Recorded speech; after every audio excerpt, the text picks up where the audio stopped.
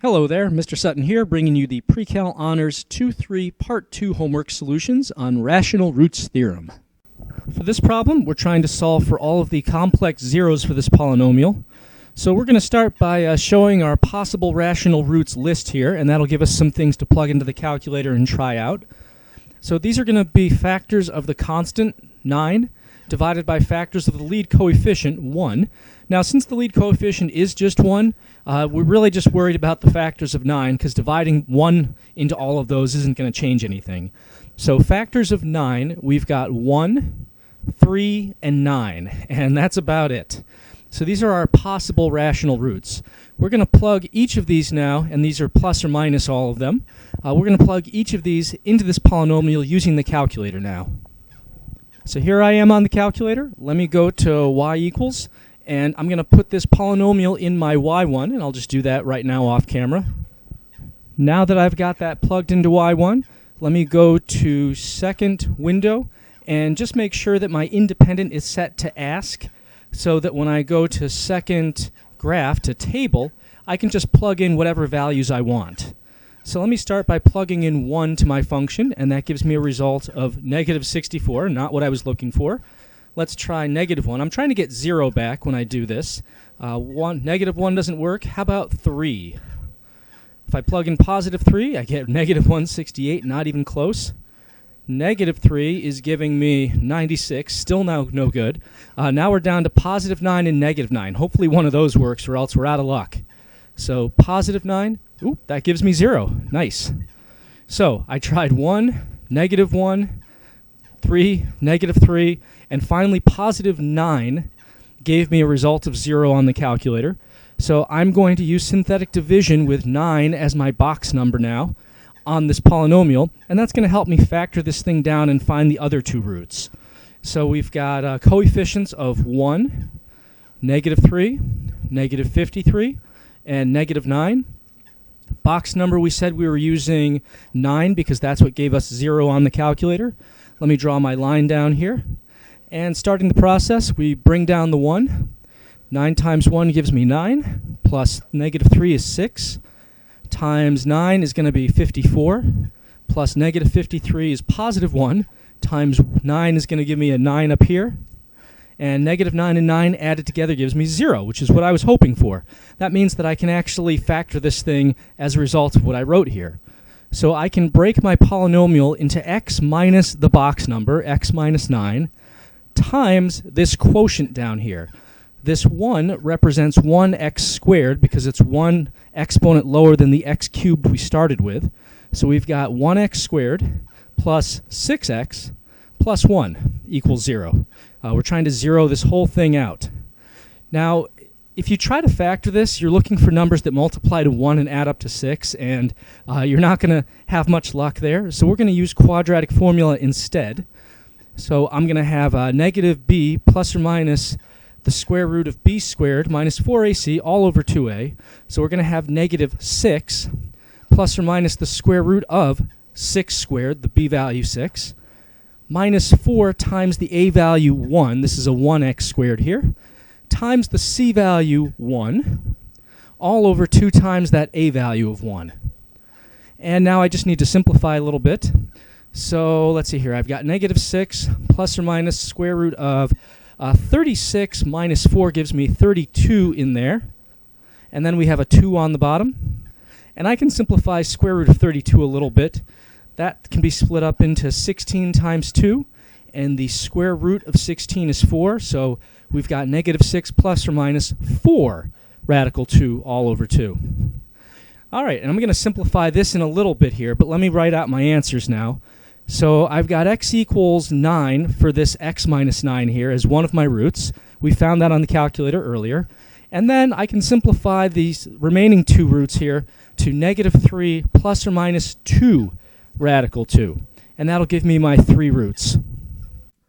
For number 6, they want to know which of these options are roots of this polynomial. And it could be more than one. They said select all that apply. So I'm going to start plugging these in. Now I'm going to start with positive 1. And I'm going to do this with synthetic division, so if it does actually work, I can break it down a little more easily. So I've got coefficients of 1, negative 4, -1, 16, and -12. And again, box number, we'll try +1 first. So we've got 1 that comes down, times 1 is 1, plus -4 is -3, times 1 is -3, plus -1 is -4, times 1 is -4, plus 16 is 12, times 1 is 12, plus -12 is 0. Nice, we got one on the first try. That means that x minus 1 is a factor. And the other factor is going to be the quotient here. We've got 1x cubed minus 3x squared minus 4x plus 12. Now, we could keep testing things on the quotient, but you might notice here that this quotient can be factored by grouping. If we take out an x squared from the first two terms, that leaves us with x minus 3. Take out a -4 from the next two, that's going to be x minus 3 again. Factoring out the x minus 3, we've got x minus 3 times x squared minus 4. And this x squared minus 4 we can split up into x plus 2 and x minus 2. So going through here, that gives us roots of 1, 3, -2, and +2. So those are our choices. So let's see, that's going to be B, C, D, and E. Everything but A. For number 5, we're given this cubic polynomial and told that f of 1 is 0. We want to know the sum of the squares of the roots of f of x. Now, it's important to recognize that they've actually already given you one of the roots. If f of 1 is 0, that means that 1 is a root of this polynomial. So since we have one root, we can use it with synthetic division to find the other roots. So let's set up our coefficients here. We've got 1, -2, -19, and 20, and a box number of 1. So bring down that first one, times 1 is 1, plus -2 is -1, times 1 is -1, times plus -19 is -20, times 1 is -20, plus +20 is 0. So we can factor this into x minus 1, because we know that x minus 1 is a factor if f of 1 is 0, and also x squared minus x minus 20. So let's go ahead and factor this other piece. Two things that multiply to -20 and add up to -1. That would be +4 and -5 if we factor that out. And that means that our zeros are going to be 1, which we already knew, and also -4 and +5. So what they wanted to do is sum the squares of these. So we've got 1 squared plus -4 squared plus 5 squared. That's going to be 1 plus 16 is 17 plus 25 comes out to 42. Choice C. For number 4, we're trying to find the complex zeros of this quartic polynomial. Let's start with our possible rational roots. That'll be factors of the constant 8 divided by factors of the lead coefficient 1. Since we're dividing by 1, we don't really worry about the lead coefficient on this one. So just the factors of 8 then, which are 1, 2, 4, and 8. So these are the only 8 numbers we actually have to test out, plus or minus, so we have 8 of them. Let's plug this in our calculator and start doing this. So plugging this in, I've got x to the 4th plus 10x to the 3rd, and then 33x squared plus 38x, and then finally plus 8. If we go to table set, you'll notice I've set independent to ask instead of auto, so that when I'm in my table here, I can just plug in the exact x values I want. So plugging in 1, that doesn't work. -1 also does not give us a 0. Let's try 2, the next number on the list. Comes out to 312. Ugh, let's try -2. Oh, that one did work. Okay. Seems to work a lot on this homework. So we've got -2. We're going to use that with synthetic division on the original here. So our coefficients, we've got 1, 10, 33, 38, and 8. Box number of -2. Let's bring down that 1. -2 times that's -2. Plus 10 is 8. Times -2 is -16. Plus 33 is 17. Times -2 is -34. Plus 38 is 4. Times -2 is -8. Plus 8 is 0. So we can factor this into x plus 2. And then the quotient here, we've got 1x cubed plus 8x squared plus 17x plus 4. So we're going to keep going with this on the next slide.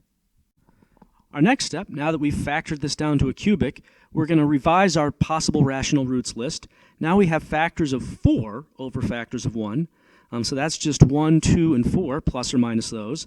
Now the nice thing about this is we've already tested out plus and minus 1 and also plus and minus 2. Negative 2 worked, so we're going to need to test it again, but we don't have to test all those other ones.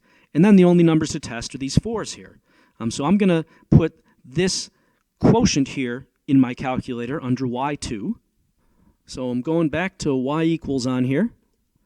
And now in y2, I'm going to have x to the third, and then we've got plus 8x squared plus 17x plus 4.